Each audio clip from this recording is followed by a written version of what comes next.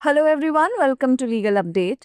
Today's topic for discussion is no age proof, still married? Why news? Recently, the Allahabad High Court, in the case of Sonu alias Shahnur versus State of UP, directed the UP government to conduct a statewide probe into alleged fake Arya Samaj societies solemnizing illegal marriages, including those involving minors in violation of the anti conversion law and marriage rules.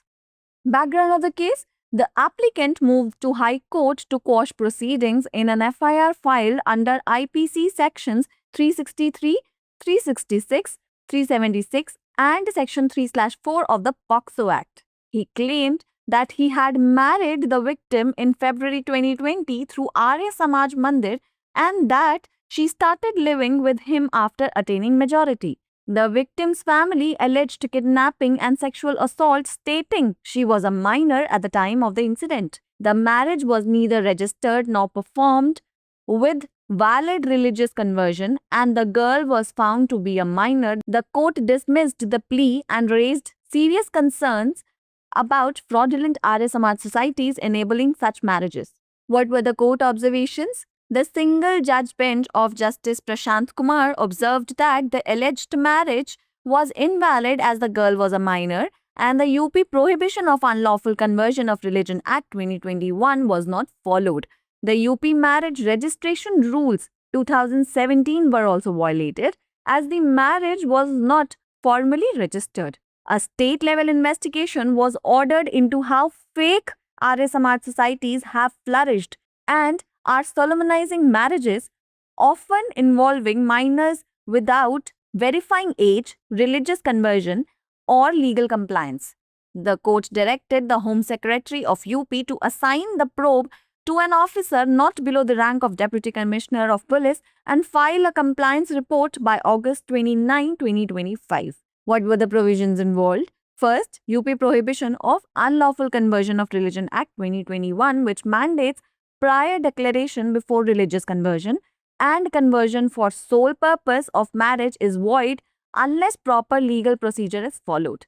Second, UP Marriage Registration Rules 2017, which states that all marriages solemnized in the state must be registered and the proof of age and valid identity is required before registration. It's the time for practice question. Under POCSO Act, what is the status of consent by a minor? Option A, valid if over 16. Option B, invalid in all cases. Option C, depends on circumstances. And option D, valid after marriage. Pin down your answers in the comment section below.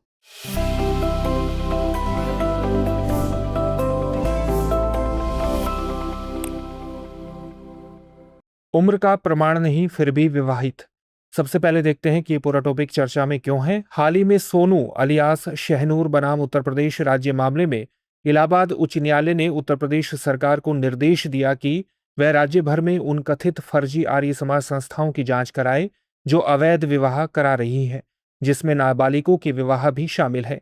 ये विवाह धर्मांतरण विरोधी कानून और विवाह नियमों का उल्लंघन करते हुए कराए जा रहे हैं।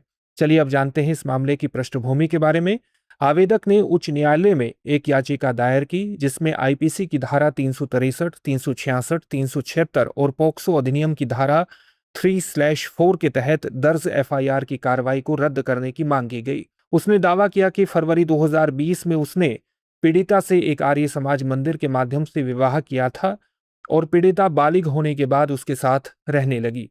वहीं पीड़िता के परिवार ने अपहरण और यौन शोषण का आरोप लगाते हुए कहा कि घटना के समय वह नाबालिग थी। न तो विवाह का पंजीकरण हुआ था और न ही वैध धार्मिक रूपांतरण की प्रक्रिया अपनाई गई थी और जांच में यह पाया गया कि लड़की नाबालिग थी। न्यायालय ने याचिका खारिज कर दी और इस प्रकार की शादियों को बढ़ावा देने वाली फर्जी आर्य समाज संस्थाओं पर गंभीर चिंता व्यक्त की।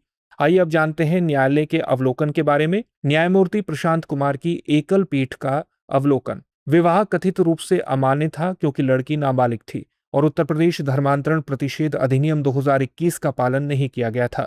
साथ ही उत्तर प्रदेश विवाह पंजीकरण नियम 2017 का उल्लंघन भी हुआ क्योंकि विवाह का औपचारिक रूप से पंजीकरण नहीं किया गया। न्यायालय ने राज्य स्तरीय जांच के आदेश दिए कि किस प्रकार फर्जी आर्य समाज संस्थाएं फल फूल रही हैं और उम्र, धार्मिक रूपांतरण या कानूनी प्रक्रिया की पुष्टि किए बिना नाबालिगों के विवाह करवा रही हैं। न्यायालय ने उत्तर प्रदेश के गृह सचिव को निर्देश दिया कि वे इस जांच को पुलिस उपायुक्त रैंक से नीचे के अधिकारी को न सौंपें और 29 अगस्त 2025 तक अनुपालन रिपोर्ट दाखिल करें। आइए अब जानते हैं इस मामले से संबंधित प्रावधानों के बारे में। उत्तर प्रदेश धर्मांतरण प्रतिषेध अधिनियम 2021 धार्मिक रूपांतरण से पहले पूर्व घोषणा करना अनिवार्य है। केवल विवाह के उद्देश्य से किया गया रूपांतरण तब तक अमान्य माना जाएगा जब तक विधिक प्रक्रिया का पालन न किया जाए। उत्तर प्रदेश विवाह पंजीकरण नियम 2017 राज्य में संपन्न सभी विवाहों का पंजीकरण अनिवार्य है। पंजीकरण से पहले आयु प्रमाण और वैध पहचान पत्र प्रस्तुत करना आवश्यक है। चलिए अब देखते हैं आज के अभ्यास प्रश्न को। पॉक्सो अधिनियम के तहत नाबालिग द्वारा दी गई सहमति की स्थिति क्या होती है? आपके सामने ऑप्शन है। ऑप्शन ए, यदि आयु 16 से अधिक हो तो वैध। ऑप्शन बी, सभी मामलों में अमान्य। ऑप्शन सी, परिस्थितियों पर निर्भर करता है। ऑप्शन डी, विवाह के बाद वैध। इस प्रश्न का उत्तर आप हमें कमेंट बॉक्स में कमेंट करके जरूर दीजिए। धन्यवाद।